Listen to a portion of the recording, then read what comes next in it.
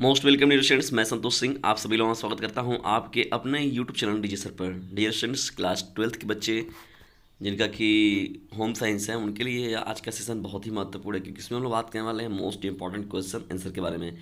Dear students, देखिए very short type question answer ये हैं और ये होम साइंस के हैं और क्लास 12th के बच्चों के लिए हैं।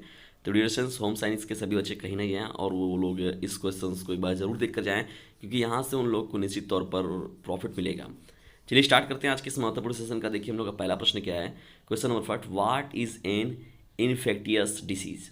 What is an infectious disease. Infectious disease क्या होता है, इसके बारे में हम लोग को बताना है। तो डिसीज का आंसर जो हो जाएगा, diseases caused by various pathogens, bacterium, virus, fungus and protozoa etcetera. देखिए जो मुख्य रूप से अगर कहा जाए इन्फेक्टिव डिसीज होता है, वो उसके लिए मुख्य रूप से जिम्मेदार कौन होते हैं। बैक्टीरियम होते हैं, बैक्टीरिया होते हैं, वायरस होते हैं, फंग्स होते हैं, या तो प्रोटोजोआ होते हैं एक्सेट्रा। ऐसे कई सूक्ष्म जीव हैं जो कि माइक्रो हैं, जो कि कारण बनते हैं कहीं ना कहीं से इन डिसीज के लिए। Are called infectious disease. They are transmitted from person to person through various means. देखिए अभी कोरोना वायरस आप लोग का आया हुआ ही था, देखिए वायरस डिसीज है वो एक ना। तो यहाँ पर कहा जाता है इस सबको हम लोग क्या बोलते हैं, इन्फेक्टियस डिसीज बोलते हैं। ये फैलता कैसे, they are transmitted from person to person through various means. ठीक है, क्वेश्चन सेकंड की ओर बढ़ते हैं। क्वेश्चन सेकंड देखिए हम लोग क्या, by what means do infectious disease spread. चलिए डिस्कशन बढ़ते हम लोग आगे देखते हैं सेकंड प्रश्न का जो आंसर है यहाँ पर। Infectious disease spread through water and food, air, diseases carrying insects, injury और wounds, direct contact with the patient और थ्रू सेक्सुअल रिलेशन।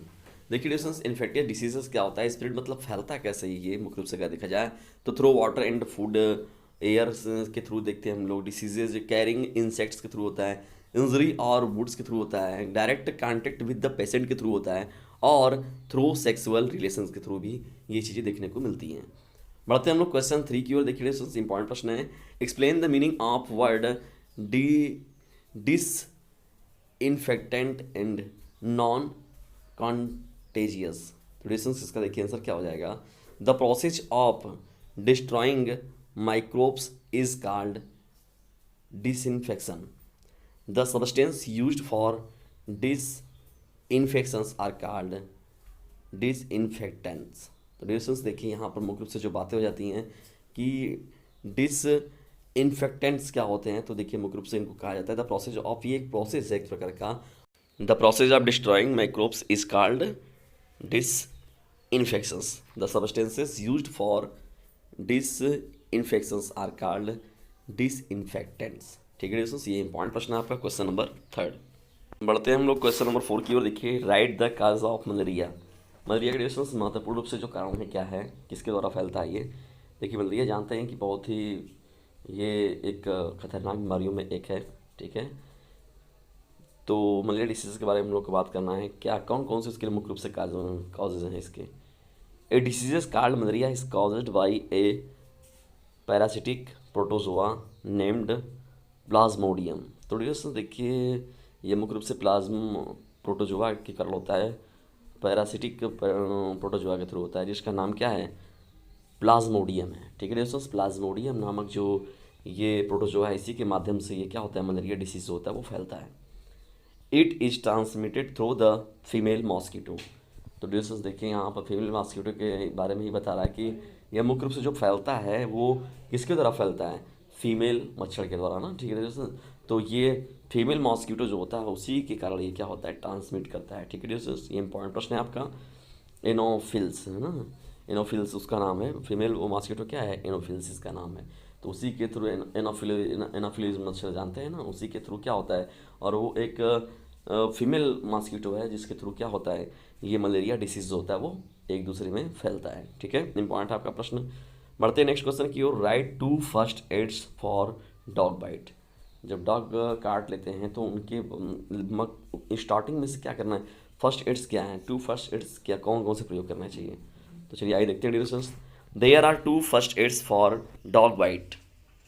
तो डिस्कशंस, जब भी कभी अगर डॉग बाइट करे तो उसमें पहला क्या वर्क करना चाहिए आप लोग को, wash the bacteria with carbolic soap and clean water, wash off thoroughly. ठीक है दोस्तों, पहले तो उसे साफ करना चाहिए जो कटे हुए भाग एरिया को कार्बोलिक सोप के द्वारा, ठीक है। और दूसरा क्या करना चाहिए, अप्लाई एंटीसेप्टिक मेडिसिन, ठीक है, एंटीसेप्टिक मेडिसिन का प्रयोग करना चाहिए, ठीक है डियर्स। उस चोट पर या उस घाव पर जो लगा हुआ है उस पर एंटीसेप्टिक मेडिसिन को लगाना चाहिए। बढ़ते हैं हम लोग क्वेश्चन 6 की ओर। Write any one symptoms of chikungunya, ठीक है डियर्स। बहुत ही इंपॉर्टेंट देखिए ये डिसीज़ है और ज़्यादा से ज़्यादा बड़े पैमाने पर लोगों को प्रभावित करने वाला डिसीज़ है।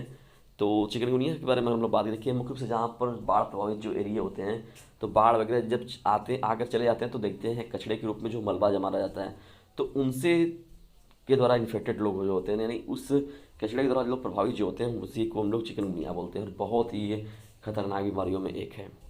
In chikungunya acute fever is the main symptoms of headache, joint and muscles pain, weakness etcetera. तो देखिए मुख्य रूप से जो देखने को मिलता है सिम्टम्स क्या क्या होते हैं, जो शरीर में दर्द की बात हो गई, शरीर में थकान की बात रहेगी, जॉइंट के बारे में बात रहेगी, मसल्स जो रहेंगे, जॉइंट जोड़ों का जो रहेगा वहाँ पर हर समय दर्द रहेगा और वीकनेस एकदम हो जाएगा। बॉडी जो होता है वो क्या होता है, पूरा का पूरा एकदम कमज़ोर पड़ जाता है। तो ड्यूरेशन ये मुख्य रूप से क्या होते हैं, वो सिम्टम्स होते हैं किसके, चिकनगुनिया के। और बुखार भी जब होता है तो आता जाता रहता है, मतलब वो अंदर बॉडी के अंदर क्या करेगा, वो रहेगा। और जब दवा खाएंगे आप, अगर नॉर्मली दवा लेते हैं तो वो सही हो जाएगा, लेकिन फिर भी आपको वो प्रभावित करता रहेगा। चलिए ड्यूरेशन हम लोग आगे बढ़ते हैं, देखते हैं नेक्स्ट क्वेश्चन को। देखिए सातवां हम लोग का प्रश्न क्या है, right the types of pollution. तो ड्यूरेशन जानते हैं कि पॉल्यूशन एक बहुत ही मेजर प्रॉब्लम है, ठीक है। तो यहाँ पर ये वेरी शॉर्ट टाइप क्वेश्चन अगर आपसे पूछा जाए, write the types of pollution, तो there are mainly 4 types of pollution. वैसे देखा जाए तो पॉल्यूशन तो कई प्रकार के हैं, रेडिएशन पॉल्यूशन हो गया आपका, नॉइज़ पॉल्यूशन हो गया, ये सभी जैसे बेसिक पॉल्यूशन तो बहुत प्रकार के होते हैं, लेकिन मुख्य रूप से अगर कहा जाए तो there are 4 major types of pollution. देखिए पहला क्या है, एयर पॉल्यूशन हो गया ना, वाटर पॉल्यूशन हो गया, नॉइज़ पॉल्यूशन हो गया एंड सॉइल पॉल्यूशन हो गया। देखिए 3 मुख्य रूप से जो बात होती हैं, air pollution, water pollution and soil pollution, ये मुख्य रूप से हैं। उसके अलावा नॉइज़ पॉल्यूशन जैसे हो गया आपका, रेडिएशन पॉल्यूशन हो गया, कई प्रकार के और भी होते हैं। तो ये मुख्य रूप से जो आपके 4 प्रकार होते हैं, कौन कौन से, air pollution, water pollution, noise pollution and soil pollution, ठीक है। बढ़ते हम लोग क्वेश्चन नंबर 8 की ओर। What is meant by natural disaster, ठीक है दोस्तों, what is the meant by natural disaster. Natural disaster का मतलब क्या होता है, प्राकृतिक आपदा क्या होती है। तो आइए जानते हैं इसके आंसर को। The disasters behind which the responsible factors is not human but nature is, they are called natural disaster. Natural disaster मतलब जानते हैं जैसे प्राकृतिक आपदा वो होती है जिसके पीछे की मनुष्य जिम्मेदार नहीं होता है और प्रकृति कहीं ना कहीं से उसमें अपना कहर दिखाती है, ठीक है। हालांकि देखा जाए तो इन सभी घटनाओं के पीछे कहीं ना कहीं से मनुष्य भी जिम्मेदार ही होता है, अगर देखा जाए प्रत्यक्ष रूप से नहीं, अप्रत्यक्ष रूप से नहीं मतलब बल्कि अप्रत्यक्ष रूप से। लेकिन ये मुख्य रूप से जो होता है किसके द्वारा होता है, नेचर के द्वारा होता है, ठीक है। जो वह डिजास्टर तो जिसके लिए रिस्पॉन्सिबल फैक्टर कौन होता है, नेचर होती है, तो उसे ही हम लोग नेचुरल डिजास्टर बोलते हैं।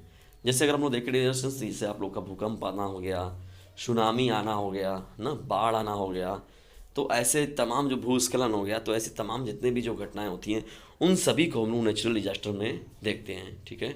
और जाहिर सी बात है कि सूखा कब पड़ेगा भाई, जब पेड़ पौधे नहीं इंसान लगाएंगे।